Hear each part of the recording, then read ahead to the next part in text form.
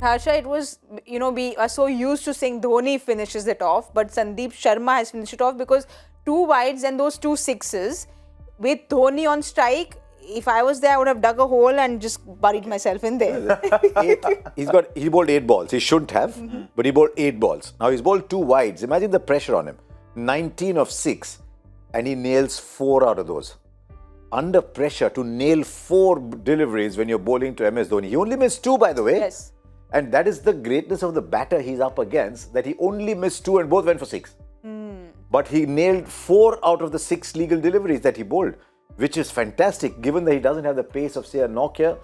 The over Nokia ball, I'll keep coming back last night. Yes, what an over. Was something else. But for Sandeep Sharma, he hasn't bowled since the 3rd over. Now, suddenly to come in and deliver there, and especially given all that's gone before, in his mind, do you think Pommy is running back, is walking back to his mark thinking, Rinku Singh, 28, am I going to be... I mean, these thoughts do come into your mind, don't they? I mean, I don't know Sandeep Sharma well enough to know whether he's thinking, no problem, I'll nail 3 Yorkers, or whether he's thinking, what if I miss? Yeah, many of those things can come into your mind. But I think what you're grasping for, what you're searching for in times like that is clarity. You're trying to get to a place where you decide something and you back it. So sometimes what happens is you'll decide something on the walk back, and that walk back seems a really long one, particularly if the ball before has gone for 6. So And the ball before that as well? and the ball before that. So you're doing all the maths and everything, but you've got to try and have some sort of clarity. So you're trying to narrow it down to the single delivery, that's the next one, and you've got to decide what it is, and it's got to be according to what your field is set. So your skipper will give you who you want, where you want them, right? And you got to say, okay, so this says I want to bowl it there because that's the best place against this batter. And as you walk up, to then go and turn around. What can often happen is if you've had the thought too early or the decision too early, say you've taken it in your first 5 strides as you walk back, stride number 15 before you turn around, you think, oh, but is it the right one? Yeah. But is that what I want to do? And when you've got 2 balls in your mind, you put the wrong one. And so when that happens, that's a problem. You've then got to sort of turn around or stop, start again. What do I want? Where am I going? Commit to it and then go. But someone who's as inexperienced as him, because he was unsold at the auction, he came in for Prasidh Krishnan, does he back his instinct saying that, no, this is what I feel, or do you go with listening to what another senior player will say? I'll tell you what, the captain can say, this is a field I'm going to set for you, you bowl this ball. Or senior player can come and say, this is a field I'm setting, bowl this ball. In his mind, he has to say, but can I bowl that ball? He has to bowl the ball that he is most confident of bowling. It doesn't matter what someone else asks you to bowl, because if you can't, the plan is gone. You can have the greatest marketing plan and you don't have to execute it, then it's gone. So he has to tell himself. I remember Shane Warne telling me the story of going up to Siddharth.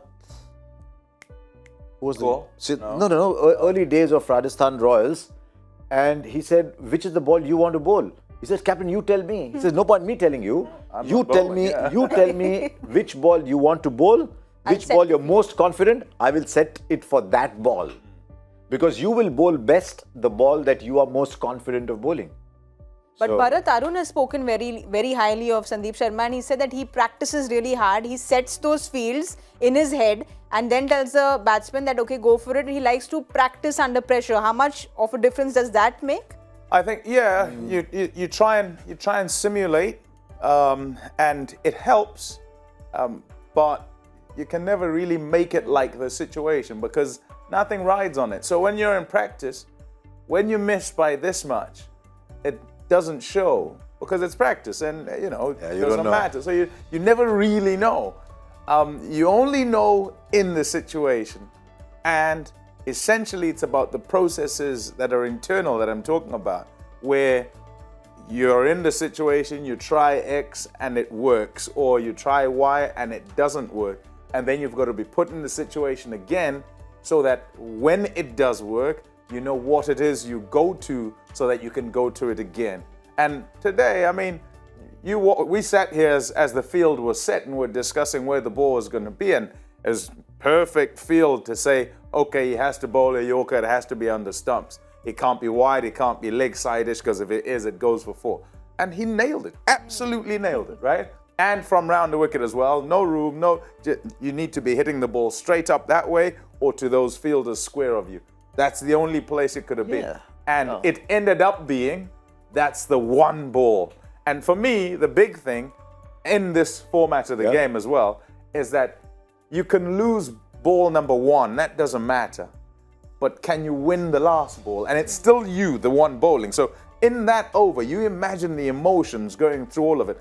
But at the end, what you want, do you have the chance to still win the game for your team? Effectively, you do, because you haven't gone for the runs before.